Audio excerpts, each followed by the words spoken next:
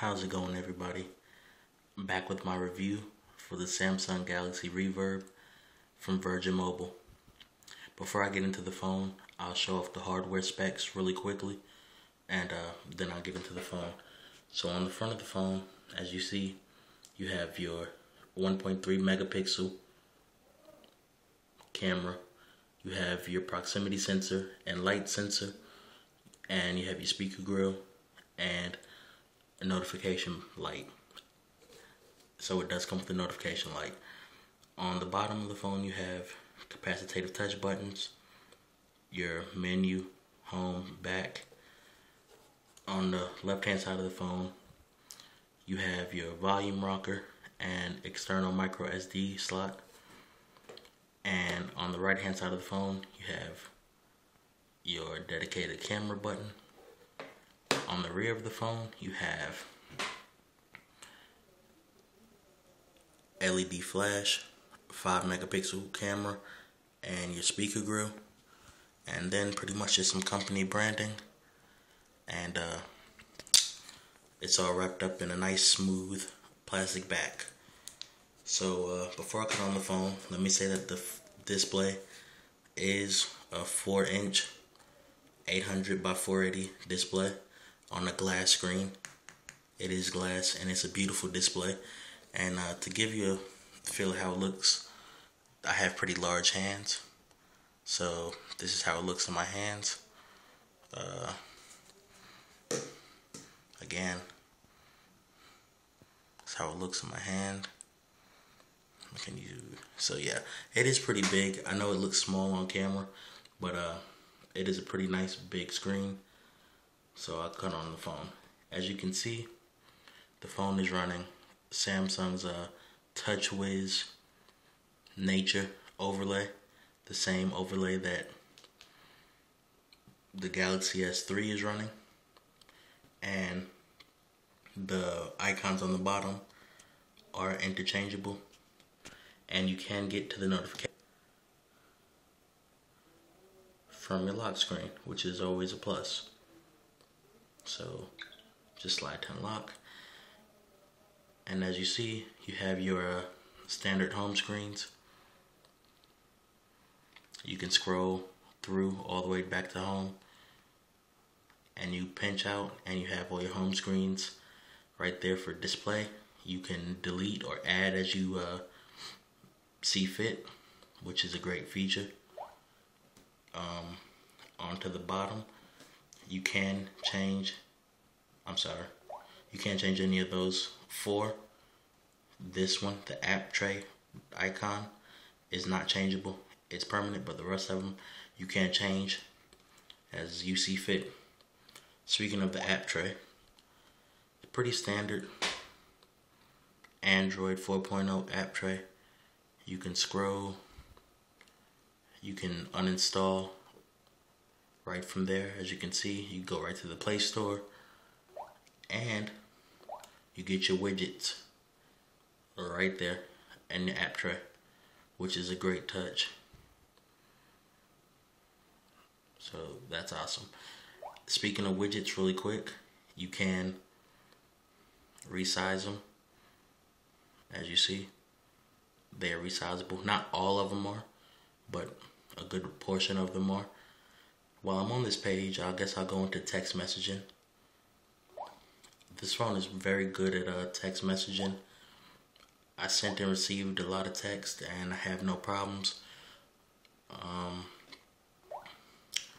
You can go into settings and you can change the bubble style, as I'll do really quickly. Let's say I want a orange bubble and a white bubble, and as you can see, it changes. Go back. You can change the background. Let's say I want a white background, and voila, you have a white background. So that's very cool. It saves you the trouble of having to download a third-party text messaging app. So anything that saves me trouble is a pro. You can also use the volume key to resize the text. So let's test that out.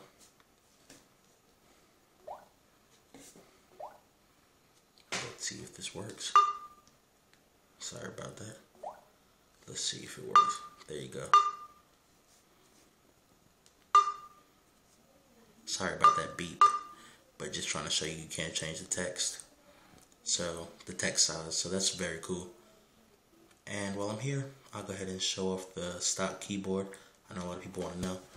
It's pretty much Samsung's normal keyboard, or ice cream sandwich normal keyboard.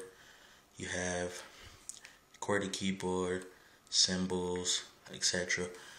This keyboard does not come with autocorrect, so keep that in mind. But other than that, it's not a bad keyboard. But if you need autocorrect, I do recommend, a third-party application. But it's not that big of a deal. Now, getting into the camera app, I know a lot of people want to see that. The camera takes very beautiful pictures on this phone, I must say. The app itself is pretty straightforward. You have your snap button, video or camera button right there. Your previous pictures right there, if I had any on the phone. Settings, effects, flash, and your front facing camera button right there. And I'll go into settings. Excuse me.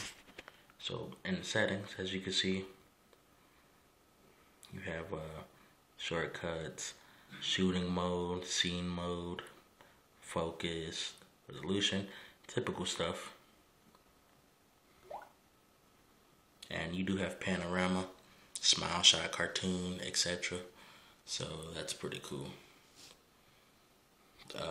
Again, overall, camera takes beautiful pictures. No problems there. So quickly go into the browser as well while I'm in this part of the review. And here you see I have up cracked. So let me go ahead and pull up the desktop version and try to see how quick it loads. And again, I'm on a pretty slow Wi-Fi, but just giving you a sense of how the browser is. While it's loading, I'll go ahead and say that I had no problem browsing. I typically don't use the stock browser, so I'm just using this for the sake of the review, because I know everybody doesn't use the browser I use. But Google Chrome on this phone is very fast. I'd say it's a huge step up from the stock browser. As you can see, it still hasn't loaded, and I hate to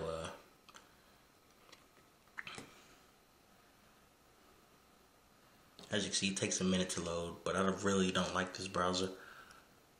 I'll go to another smaller web page.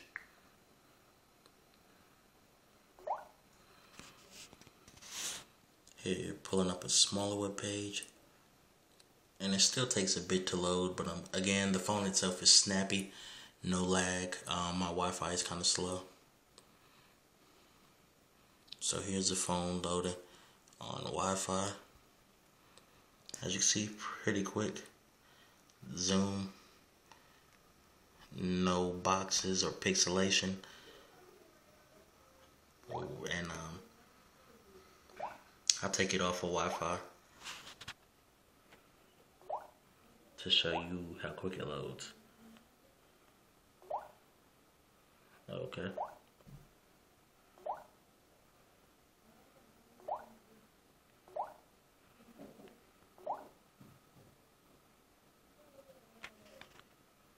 Now this is 3G loading.